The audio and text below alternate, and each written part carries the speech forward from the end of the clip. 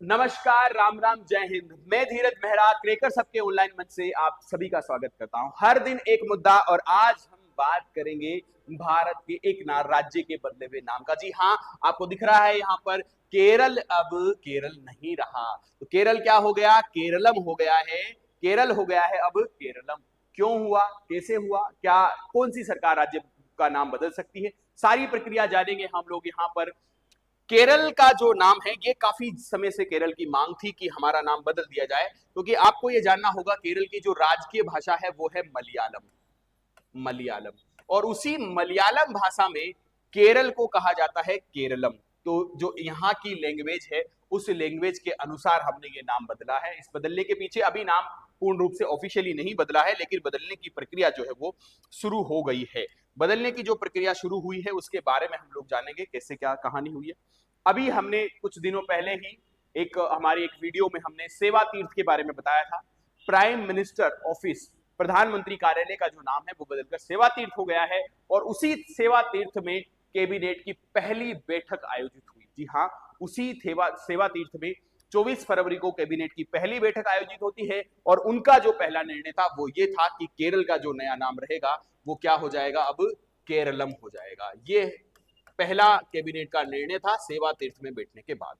Cabinet ने इसे मंजूरी दी है। आगे की प्रक्रिया क्या होगी वो सब कुछ जानते हैं हम लोग, लेकिन उसके पहले ये समझते हैं कि किस तरीके से किसी राज्य का नाम बदल सकता है। 8 चरण है।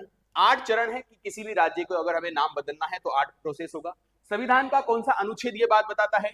संविधान का अनुच्छेद 3 कहता है कि संसद, कौन? संसद। संसद संविधान में लिखा हुआ है संसद किसी भी राज्य का नाम बदलने की शक्ति रखती है। संसद के पास अधिकार है कि वो किसी भी राज्य का नाम बदल सकती है।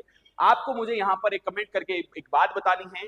किसी भी राज्य से अगर हमें सीमाओं में बदलाव करना हो, अगर किसी भी राज्य की सीमाओं में बदलाव करना हो, या किसी भी एक राज्य का विभाजन करके 2 राज्य हमें बनाने हो, तो ऐसा संसद संविधान के किस अनुच्छेद के साथ कर सकती है? कमेंट करके बताइए। हम आते हैं वापस यहां पर।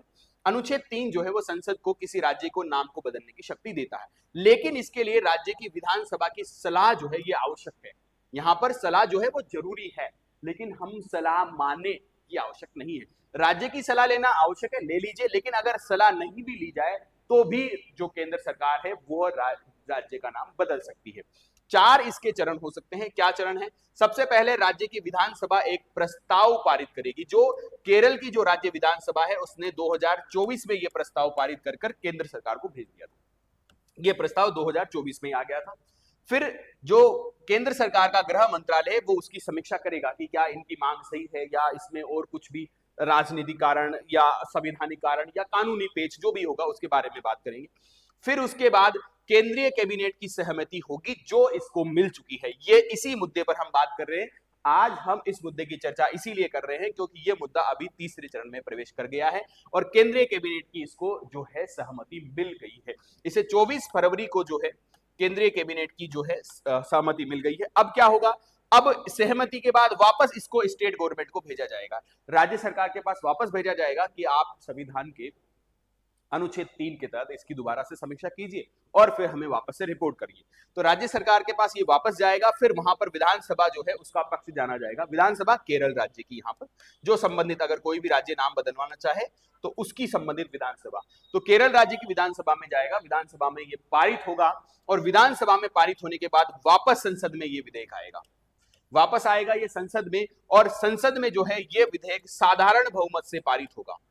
संसद में जो है ये विधेयक साधारण बहुमत से पारित होगा और उसके बाद जो है ये विधेयक को संसद की मंजूरी मिलेगी। राज्यसभा और लोकसभा दोनों सदनों से इसे पास होना है। और अंतिम जो है हमारा कोई भी विधेयक कानून बनने से पहले साइन मांगता है। साइन मांगता है किसके? राष्ट्रपति के। और अंत में राष्ट्रपति की जैसे ही अनुमति हो जाएगी, इस विधेयक पर राष्ट्रपति के सिग्नेचर हो जाएंगे, तो ये नाम ऑफिशियली बदलकर हो जाएगा केरलम। अभी जो है हम बात कर रहे हैं कि इसको केंद्रीय कैबिनेट की मंजूरी मिल चुकी है। तो ये थी केरल के नाम बदलने की कहानी।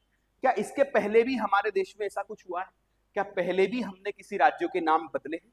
बदले हैं? किस किस के बदले हैं एक बार देखते हैं। हमने इसके पहले हमने किस राज्यों के नाम बदले हैं और किस तरह से बदले हैं। देखिए सबसे पहले हमने नाम बदला 1969 में मद्रास। राज्य नाम परिवर्तन अधिनियम है, मद्रास राज्य नाम परिवर्तन अधिनियम 1969।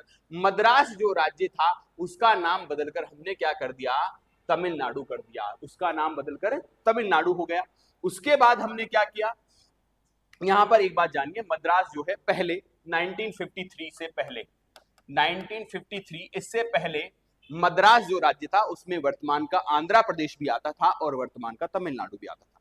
1953 में भाषा के आधार पर पहले राज्य का गठन हुआ, आंध्र प्रदेश वो इसी मद्रास से अलग करके बनाया था, बाकी का जो हिस्सा था वो मद्रास कहला रहा। 1969 में उसका नाम बदलकर क्या कर दिया, तमिलनाडु कर दिया। फिर आगे मैसूर राज्य नाम परिवर्तन अधिनियम 1973, 1973 में मैसूर का नाम बदला और क्या कर दिया, कर्नाटक। जिसे पहले मैसूर राज्य कहा जाता था वही अब क्या कहलाता है, कर्नाटक। इसी सेम अधिनियम से हमने एक और काम किया था 1973 में, लक्षद्वीप, मिनिकोय और आमिनी द्वीप समूह का नाम बदलकर केंद्र शासित प्रदेश लक्षद्वीप कर दिया। ये भी पहले मैसूर राज्य में ही आते थे। जो अरब सागर में हमारा लक्षद्वीप समूह है वो भी इसी का हिस्सा हुआ करता था, लेकिन ये इसी के द्वारा बदला और ये क्या हो गया, लक्षद्वीप समूह हो गया। लक्षद्वीप हमारा एक सुंदर सा ब्यूटीफुल सा हमारा केंद्र शासित प्रदेश, जिस पर पर्यटन की बहुत ज्यादा संभावनाएं हैं।